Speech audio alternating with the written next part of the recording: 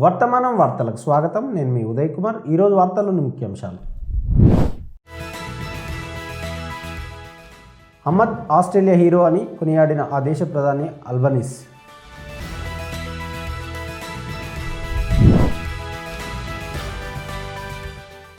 National Herald కేసులో కాంగ్రెస్ కూరట, మోడీ షా రాజీనామా చేయాలన్న ఖర్గే.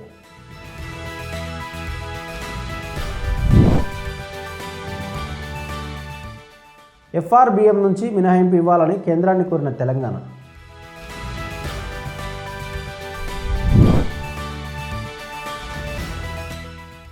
మోసపోతున్న పోర్టర్ యాప్ డ్రైవర్లు చర్యలు తీసుకోవాలన్న వర్కర్స్ యూనియన్.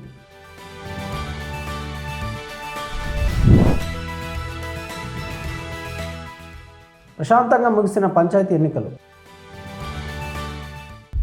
ఆస్ట్రేలియా బీచ్లో ఉగ్రవాదిని ధైర్యంగా ఎదుర్కొని తీవ్ర గాయాలతో ఆసుపత్రిలో కోలుకుంటున్న అహ్మద్ను ఆస్ట్రేలియా ప్రధాని పరామర్శించారు. బెడ్ పక్కన నిలబడి అతడి అసాధారణ ధైర్యాన్ని ప్రశంసించారు. ఉగ్రవాదాన్ని ఎదుర్కొని జాతీయ ఐక్యతకు చిహ్నంగా నిలిచారని అభివర్ణించారు. అతడి తెగింపును యావత్తు ప్రపంచమంతా ప్రశంసిస్తుంది. అమెరికా అధ్యక్షుడు డొనాల్డ్ ట్రంప్ కూడా అహ్మద్ను హీరో అంటూ కొనియాడిన విషయం విదితమే.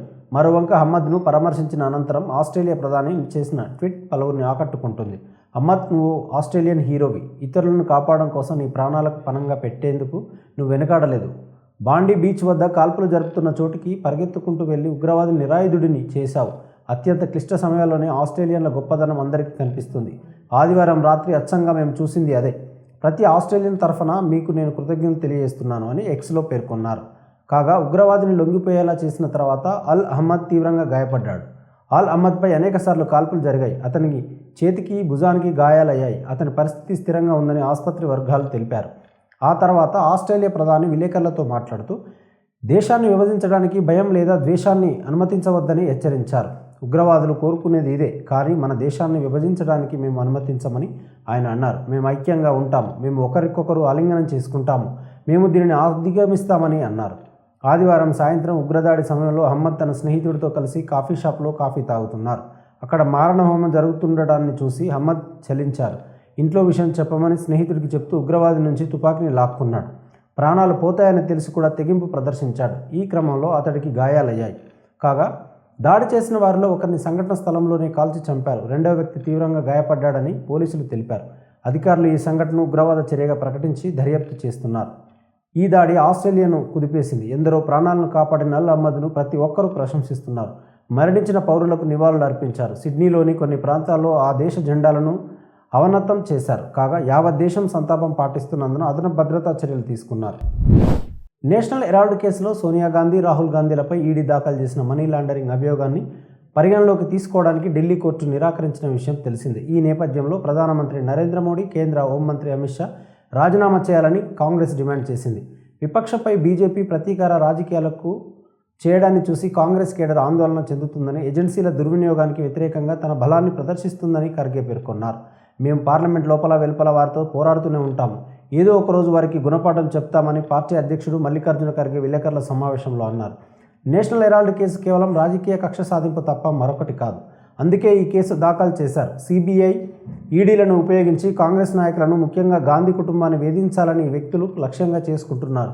ఈ కేసులో ఎలాంటి బలం లేదు అని ఖర్గే అన్నారు.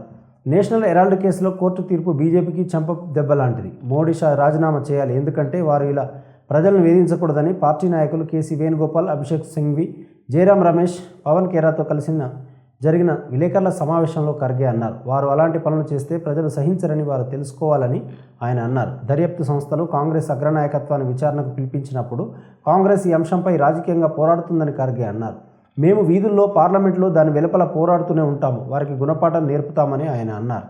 పార్టీ ఎంపీ అభిషేక్ మను సింఘ్వి మాట్లాడుతూ నేషనల్ హెరాల్డ్ కేసు కేంద్ర సంస్థల దుర్వినియోగానికి నిదర్శనమని ఆరోపించారు. కక్ష సాధింపు రాజకీయాలను బట్టబయలు చేస్తామని ఆ పార్టీ నేత కేసీ వేణుగోపాల్ అన్నారు. కాగా నేషనల్ హెరాల్డ్ మాతృ సంస్థ అయిన అసోసియేటెడ్ జర్నల్స్ లిమిటెడ్ను మోసపూరితంగా స్వాధీనం చేసుకోవడానికి కుట్ర పన్నారని ఆరోపిస్తూ సోనియా గాంధీ, రాహుల్ గాంధీ, కాంగ్రెస్ విదేశీ విభాగం చీఫ్ శ్యామ్ పిట్రోడా సహా 5గురిపై ఆర్థిక నేరాల విభాగం గత నెలలో నివేదికను దాఖలు చేసినటువంటి సంగతి తెలిసిందే. ఈ మేరకు కోర్టు తన తీర్పును వెలువరిస్తూ మనీ లాండరింగ్ నేరానికి సంబంధించిన ఈడీ ప్రాసిక్యూషన్ ఫిర్యాదును పరిగణలోకి తీసుకోవడం చట్ట ప్రకారం ఆమోదయోగ్యం కాదు అని ప్రత్యేక న్యాయమూర్తి విశాల్ గోగ్నే అన్నారు. ఈడీ ఫిర్యాదు ఎఫ్ఐఆర్ ఆధారంగా కాకుండా ఒక ప్రైవేటు వ్యక్తి చేసిన ఫిర్యాదుపై జరిపిన దర్యాప్తుపై ఆధారపడి ఉందని న్యాయమూర్తి అన్నారు. తెలంగాణ ముఖ్యమంత్రి రేవంత్ రెడ్డి ఢిల్లీలో నిన్నంతా బిజీగా గడిపారు. కేంద్ర మంత్రులు నిర్మలా సీతారామన్, ధర్మేంద్ర ప్రధాన్లను కలిశారు. హైదరాబాద్లో ఐఐఎం ఏర్పాటు సహా విద్యా కార్యక్రమాలకు కేంద్ర మద్దతు ఇవ్వాలని కోరారు. ఆ తర్వాత కాంగ్రెస్ అధినేత్రి సోనియా గాంధీని కూడా కలిసి డిసెంబర్ 8-9 తేదీలలో ఫ్యూచర్ సిటీలో జరిగిన 2 రోజుల తెలంగాణ రైజింగ్ గ్లోబల్ సమ్మిట్ గురించి ఆమెకు వివరించారు. తెలంగాణ రైజింగ్ 2047 విజన్ డాక్యుమెంట్ కాపీని కూడా ఆయన సమర్పించారు. కాగా రాష్ట్ర ప్రభుత్వ పనితీరును సోనియా గాంధీ ప్రశంసించారు. సీఎం రేవంత్ రెడ్డి విజన్ డాక్యుమెంట్కు అనుగుణంగా తెలంగాణను అభివృద్ధి మార్గంలో నడిపిస్తారని ఆశాభావం వ్యక్తం చేశారు. పార్లమెంట్లో కేంద్ర ఆర్థిక మంత్రి నిర్మలా సీతారామన్తో సీఎం సమావేశమయ్యారు.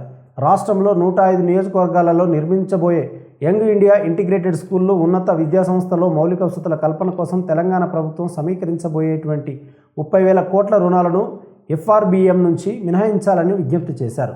ఒక్కో ఇంటిగ్రేటెడ్ పాఠశాల 5 నుండి 12 తరగతుల వరకు 2,560 మంది విద్యార్థులకు వసతి కల్పిస్తుంది.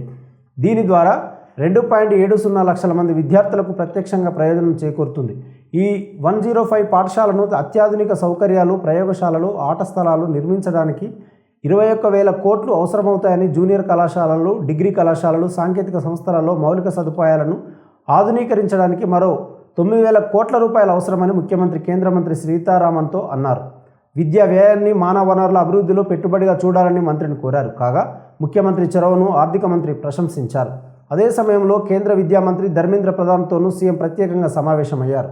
హైదరాబాద్లో ఐఐఎం ఏర్పాటు చేయాలని బలమైనటువంటి వాదన వినిపించారు. ఇదే సమయంలో నగరం టెక్నాలజీ, లైఫ్ సైన్సెస్, ఏరోస్పేస్, రక్షణ, లాజిస్టిక్స్ రంగాలలో వేగవంతమైన వృద్ధిని ఉదహరించారు. కేంద్ర ప్రభుత్వం 19 రాష్ట్రాలు, ఒక కేంద్ర పాలిత ప్రాంతంలో 21 ఐఐఎంలను ఏర్పాటు చేసినప్పటికీ తెలంగాణలో ఇప్పటికీ ఒక్కటి కూడా లేదని సీఎం రేవంత్ రెడ్డి అన్నారు.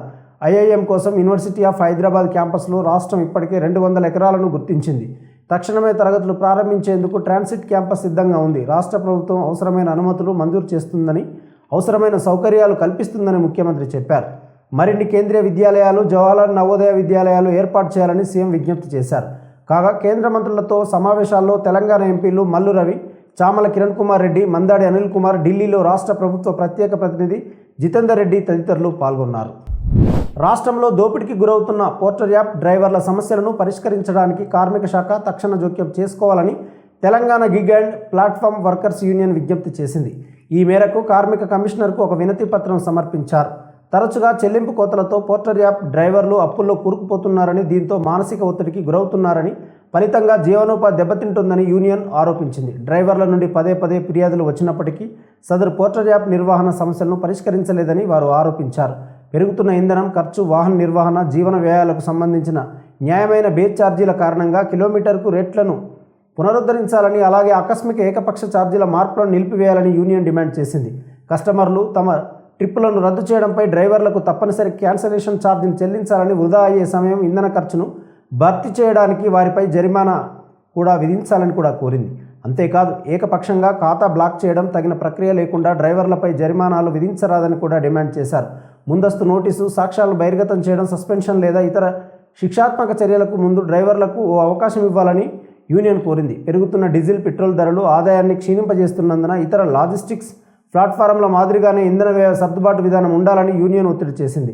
అలాగే పికప్ పాయింట్ల వద్ద డ్రైవర్లను 5 నిమిషాలకు మించి పని లేకుండా ఉంచినప్పుడు వెయిటింగ్ ఛార్జీలు ఇవ్వాలని యూనియన్ డిమాండ్ చేసింది. ఈ మేరకు రాష్ట్ర ప్రణాళిక board vice chairman Chinna Reddy, nodal అధికారి దివ్యా దేవరాజన్లకు వినతి పత్రాలు సమర్పించినట్లు టీజీపీడబ్ల్యూయూ తెలిపింది. 7 రోజుల్లోగా పోర్టర్ మేనేజ్మెంట్, కార్మిక అధికారులతో సంయుక్త సమావేశం ఏర్పాటు చేయాలని కోరింది.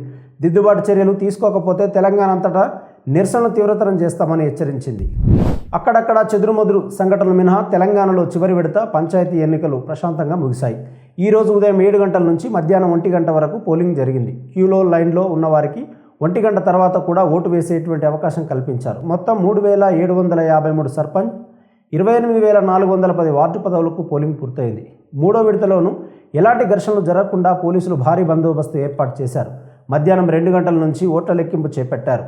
తొలుత వార్డు స్థానాలు, ఆ తర్వాత సర్పంచ్ ఓట్లు లెక్కిస్తున్నారు. సర్పంచ్ ఫలితాలను ప్రకటించిన అనంతరం ఉప సర్పంచ్ ఎన్నిక నిర్వహిస్తారు. వార్డు సభ్యులతో సమావేశం నిర్వహించి ఉప సర్పంచ్ ఎన్నిక చేపడతారు. మూడో విడతలో మొత్తం 394 గ్రామ పంచాయతీలు ఏకగ్రీవమైన విషయం తెలిసిందే. మరోవంక తెలంగాణ గ్రామ పంచాయతీ ఎన్నికల్లో గెలిచిన సర్పంచులు, వార్డు సభ్యులు ఈ నెల 20న బాధ్యతలు స్వీకరించాల్సి ఉంది.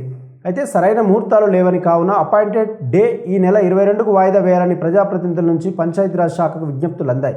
ఈ నేపథ్యంలో ప్రమాణ స్వీకార తేదీని 2 రోజుల పాటు వాయిదా వేసి డిసెంబర్ 22న నిర్వహించాలని నిర్ణయం తీసుకున్నారు. దాంతో రాష్ట్ర వ్యాప్తంగా నూతన సర్పంచులు ఈ నెల 22న పదవి బాధ్యతలు స్వీకరించనున్నారు. వాస్తవ వార్తలకు ప్రమాణం టీవీ వర్తమానం. ఈ వార్తలు ఇంతటితో సమాప్తం. మరిన్ని విశేషాలతో మళ్ళీ కలుద్దాం. నమస్కారం. సబ్స్క్రైబ్ చేయండి, షేర్ చేయండి, కామెంట్ చేయండి. వర్తమానాన్ని ప్రజల్లోకి తీసుకెళ్ళండి. ధన్యవాదాలు. Thank you.